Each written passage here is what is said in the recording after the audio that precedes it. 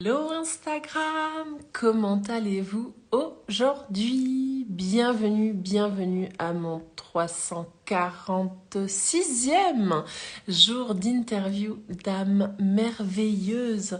J'espère que vous allez bien. Hélène Fourcade, life coach, experte en résilience pour vous accueillir. Et je vais attendre quelques instants pour que Instagram vous prévienne tout simplement que je suis en live. Je vois que vous êtes en train d'arriver. Coucou Eve-Marie, Eve-Marie qui est mourant. Voilà. Alors, on va avec Eve-Marie partager 20 petites minutes environ. Hello! Bonjour Hélène. Comment vas-tu? Bien, je suis ravie d'être là et de faire connaissance. Yeah! Merci. Moi aussi, je suis ravie de t'accueillir. Ça me fait très plaisir. Alors, coucou Fleur Bleue qui est arrivée également. Je disais qu'on allait passer environ 20 minutes ensemble. 20 minutes durant lesquelles je vais apprendre à te découvrir. Car oui, je ne te connais pas encore. Et nous avons très peu échangé. Donc, c'est vraiment une découverte en live, en direct, durant laquelle tu vas nous parler de toi, de qui tu es, de qu'est-ce que tu fais et de comment est-ce que tu en es arrivé là. C'est vraiment les trois grands axes que l'on va prendre. Coucou Maestrémy qui vient d'arriver également. Et, euh, et voilà. Et donc, on va passer environ 20 minutes ensemble. Voilà quoi, plus ou moins. Donc, si tu es OK avec ça, ce que je te propose, c'est que tu nous dises en quelques mots qui es-tu. Voilà. Ok, super. Bah déjà encore merci à toi parce que c'est vraiment la magie des rencontres. C'est vrai qu'on ne se connaissait pas du tout, donc c'est vraiment super.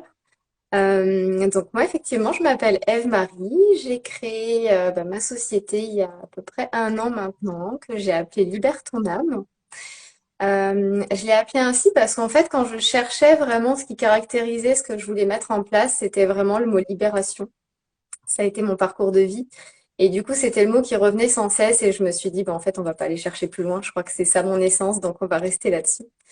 Et les choses se sont mis en place tellement naturellement. C'est venu tout seul. En fait, j'avais vraiment à cœur de pouvoir aider les gens à, tout comme moi, j'ai pu le faire dans ma vie, se libérer de ce qui pesait lourd, en tout cas pour eux, et d'aller vraiment rechercher beaucoup plus de sens dans leur vie. Parce que finalement, quand on se libère de cette identité de peur et de souffrance qu'on peut avoir, on se rend compte que derrière ça, il y a une personne absolument magnifique qui réside à l'intérieur de nous, qui a toujours été là et qu'on n'a pas pu prendre le temps de venir découvrir. Et en fait, je trouve que quand on se libère de tout ce qu'on porte sur nous et qu'on découvre vraiment la personne qu'on est, enfin, c'est une rencontre absolument magique. Et d'un seul coup, la vie prend tout son sens. Et c'est ça vraiment que j'avais envie d'aller chercher et d'apporter aux autres, en fait, dans ce que je fais. Voilà. Et alors, du coup, tu as un petit peu avancé le sujet sur qu'est-ce que tu fais et on va y aller de manière un peu plus détaillée. Oui.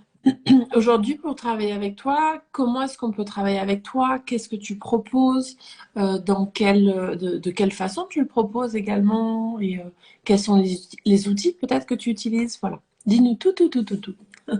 Alors, donc jusqu'à maintenant, je faisais essentiellement des séances en individuel, on va dire thérapie, coaching. Enfin, j'ai beaucoup de mal à mettre ce que je fais dans une case en particulier, mais en tout cas, si je devais le définir, c'est plus dans ces deux catégories-là.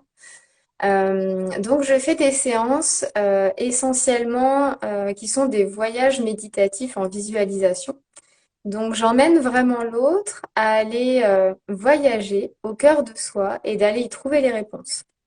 Je pars du principe que si je vais moi raconter l'histoire à la personne de ce que je ressens ou de ce qu'elle vibre ou qu'on est juste sur un échange, c'est intéressant, c'est vrai, il y a des grandes prises de conscience. Je crois vraiment au pouvoir de transformation de la parole, mais il y a besoin d'un petit peu plus pour moi. Et en fait, quand c'est la personne qui va vraiment plonger à l'intérieur d'elle et que d'un seul coup, les émotions émergent et qu'elle trouve les réponses, c'est d'une magie incroyable. Voilà. Et en fait, ce que je voulais vraiment pouvoir faire, c'est non pas travailler sur un symptôme en particulier, même si quand la personne vient me voir, elle a forcément une thématique sur laquelle elle a envie de travailler. Quoique, des fois pas toujours, mais la plupart du temps, il y a quand même une thématique. Et ce qui m'intéresse, c'est pas le symptôme en particulier qui s'exprime, c'est d'aller vraiment chercher quel est le blocage source, qu'est-ce qui s'est inscrit la personne qui a induit après tous ces symptômes et tout ce qui s'est passé dans sa vie. Donc, c'est des séances plutôt de 2 heures, 2 heures et demie. Elles sont quand même longues parce que pour plonger à l'intérieur de soi, ça demande du temps. Pour moi, ça doit se faire en douceur. Et du coup, voilà. Oh, coucou Christine. Ouais, j'en ai profité pour lui faire un petit coucou, ça faisait longtemps que je ne l'avais pas vu. Donc voilà sur quoi j'ai basé, en tout cas, ça a commencé comme ça et c'était déjà très très magique. Et je suis en train de développer mon activité. Alors, chose très surprenante, je m'y attendais pas du tout en entreprise. Ouais. Euh, donc, du coup, pour proposer des séances des ateliers plutôt. Là, je travaille sur un atelier qui est plutôt sur comment se protéger des énergies négatives, apprendre la gestion émotionnelle autour de ça, surtout dans un milieu qu'on a énormément déshumanisé, où on est quand même dans des obligations, dans d'énormes contraintes et en fait dans une vision très fermée en fin de compte. Ouais, c'est Et du coup, intéressant. excuse-moi. Je dis c'est intéressant d'apporter cette structure en entreprise en fait. C'est hyper intéressant et il y a un énorme potentiel, je pense, pour toi parce qu'il y a du boulot, hein. Ben, j'ai eu la chance de faire un petit tour en entreprise, donc je me suis rendu compte de l'ampleur aussi de la tâche, effectivement. Mais je pensais pas du tout y retourner parce que moi, personnellement, en hypersensible que je suis, ça a été catastrophique pour l'expérience en entreprise. Mais pour autant, j'en suis partie avec une vision beaucoup plus élargie. En tout cas, j'ai eu la chance de partir en ayant pardonné et apaisé tout ce qui s'était passé. Et je voudrais vraiment pouvoir offrir cette nouvelle vision aux gens aussi, qui se rendent compte que oui, ils ont leurs contraintes. La hiérarchie a ses contraintes aussi. Et en fait, d'élargir juste un peu le champ de vision et de Mm. donner vraiment des outils sur la manière dont on peut mieux appréhender les choses. Parce que devenir auto-entrepreneur, c'est une chose, mais tout le monde n'en a pas la possibilité. Tout le monde n'a pas la possibilité de changer de travail. Et je pense que on est à la juste place là où on est. Et que si on est dans un espace, c'est pas pour rien et qu'on a des messages à comprendre. Donc ça se développe aussi en entreprise. Et très prochainement, là, je suis en train de développer des accompagnements pour des personnes qui suivent des processus de PMA, donc de procréation médicale assistée, parce que ça me touche dans mon parcours de vie et c'est venu tout naturellement. Donc ça, c'est mon petit projet secret qui se met en place début d'année. Voilà. Yes, super.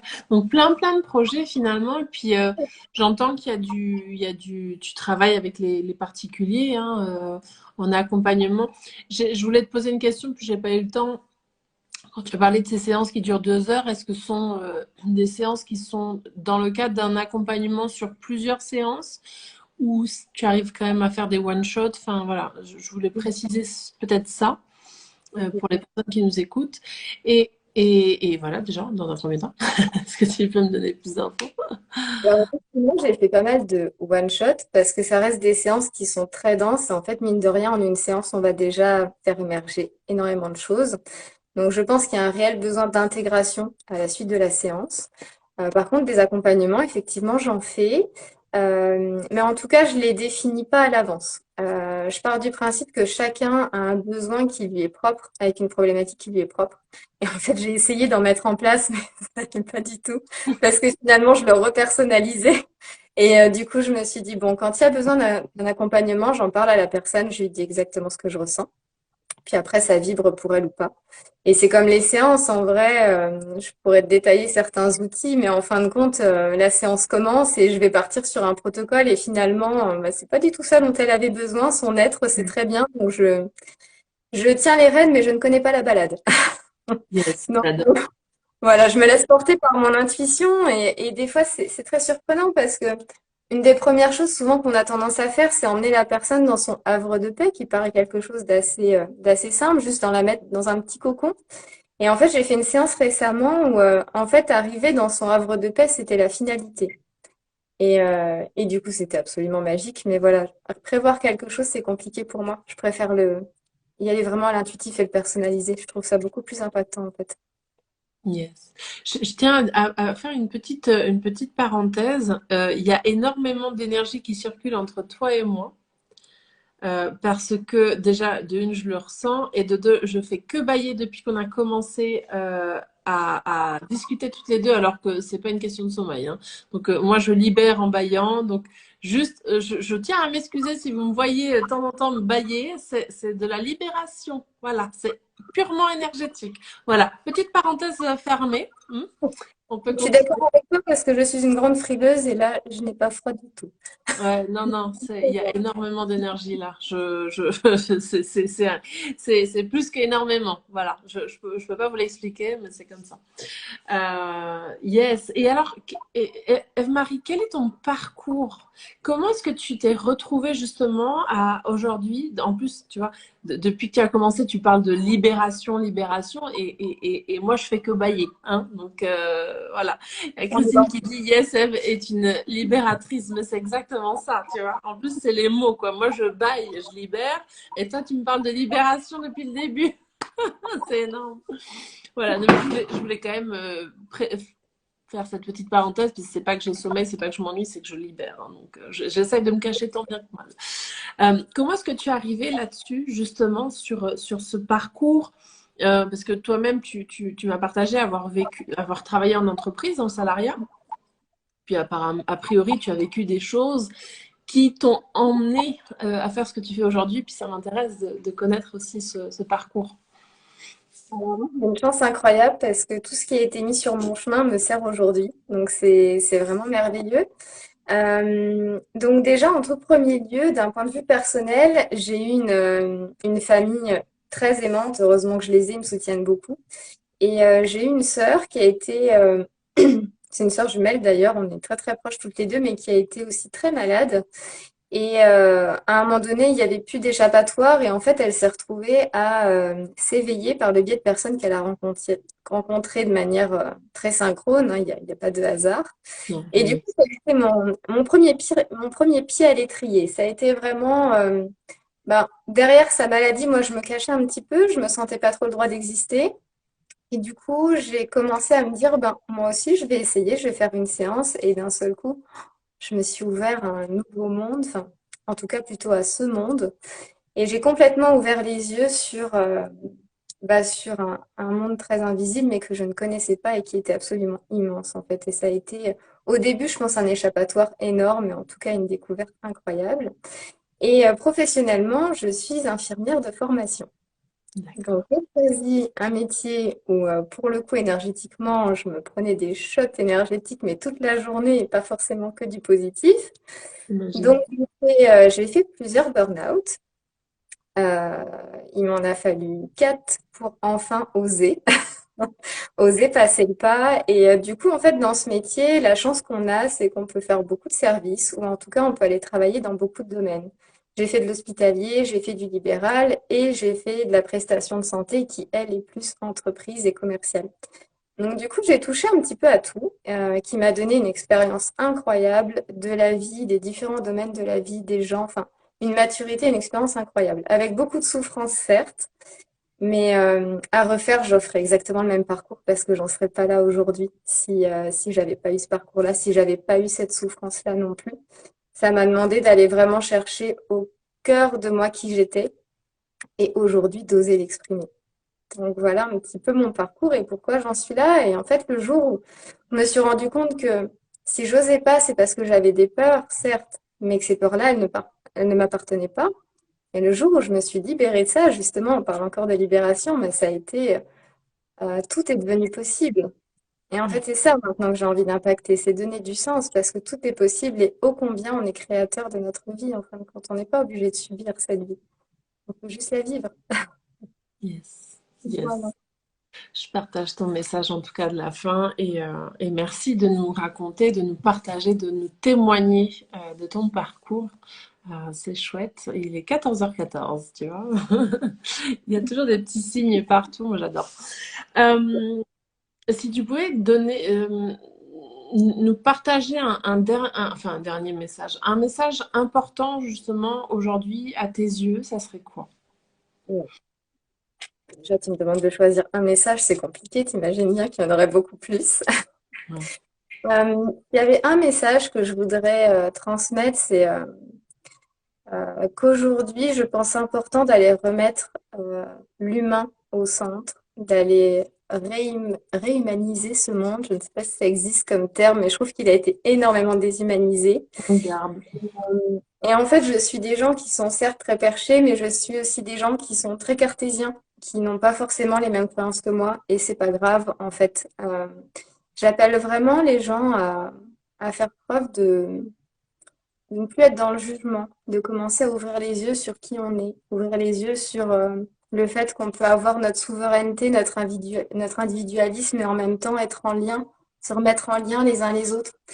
On peut ouvrir les yeux sur toutes les possibilités qu'on a de s'aider et en même temps de se respecter et de s'honorer. Et qu'en fait, ce monde dans lequel on vit, il est peut-être un petit peu chaotique pour le moment, mais qu'en vrai, quand on regarde derrière les peurs, derrière la souffrance, il est aussi très beau et que si on s'y met tous ensemble, on va construire un monde merveilleux. Et c'est un peu le message que j'essaie de transmettre, c'est de remettre de l'humanité dans ce monde qui a été un peu anesthésié. Voilà. J'adore. Merci, merci, merci, merci. Et alors, on arrive gentiment hein, vers la fin de cette interview. Et donc, première des choses, c'est que je vais publier la vidéo sur mon feed Insta et tu pourras y venir marquer tes coordonnées, justement, pour que les personnes qui ont envie de connecter à toi, à ton énergie, je vous garantis que ça dépote, hein, parce qu'il y a vraiment beaucoup d'énergie qui passe avec elle, ils pourront venir le faire. Donc ça, c'est la première chose. Et ensuite, ma dernière question, c'est toujours en lien avec les partages. Est-ce que tu serais OK de nous partager 3 personnes qui t'ont justement qui t'ont inspiré à devenir qui tu es aujourd'hui, qui t'ont accompagné sur ce chemin? Ça peut être des livres, des auteurs, des films, des coachs, des mentors, des thérapeutes, des formateurs, peu importe, mais vraiment, tu sais, des personnes en dehors de la famille et des amis qui t'ont vraiment, avec qui tu as eu un déclic important lors de ce chemin et que tu pourras venir également mettre en commentaire. Alors la première personne, je ne sais pas s'il fait encore des accompagnements, mais je mettrai le lien en tout cas si des gens ont envie de le contacter, ce serait génial. Il s'appelle Jean-Luc Debieux. Il fait aussi un petit peu ce que je propose maintenant. Il faisait vraiment des séances de libération et lui, par contre, ce qu'il faisait, c'est qu'il canalisait énormément avec les archanges. En tout cas, ça a été la personne qui m'a énormément aidée sur mon chemin, qui m'a énormément apaisée. Il est en Suisse et c'est vraiment un homme merveilleux. Vraiment, si un jour il voit cette vidéo, je le remercie grandement. Et à chaque fois, je me souviens, je disais à ma famille, mais ce qu'il fait, je rêverais de le faire un jour. Ça paraissait tellement inaccessible à l'époque. Et donc voilà, donc maintenant, merci à lui parce que je fais aussi la même chose, donc je réalise mon rêve. Donc merci beaucoup.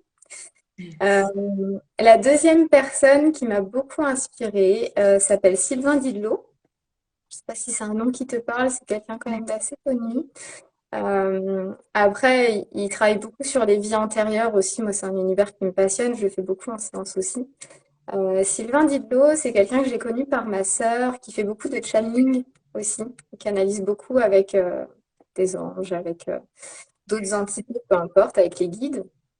Et en tout cas, il a une façon de dédramatiser la spiritualité, en tout cas de remettre la spiritualité sur un contexte beaucoup plus 3D, beaucoup plus matière, avec beaucoup d'humour, la rendre très accessible avec des termes simples, avec beaucoup d'humour à côté, et il m'a beaucoup aidé dans le fait de me lâcher la grappe, de lâcher un petit peu prise de temps en temps. En tout cas, quelqu'un de passionnant, n'hésitez pas à aller voir ses vidéos, il est incroyable, c'est vraiment, si j'avais pu avoir un mentor pareil, ça aurait été un cadeau du ciel.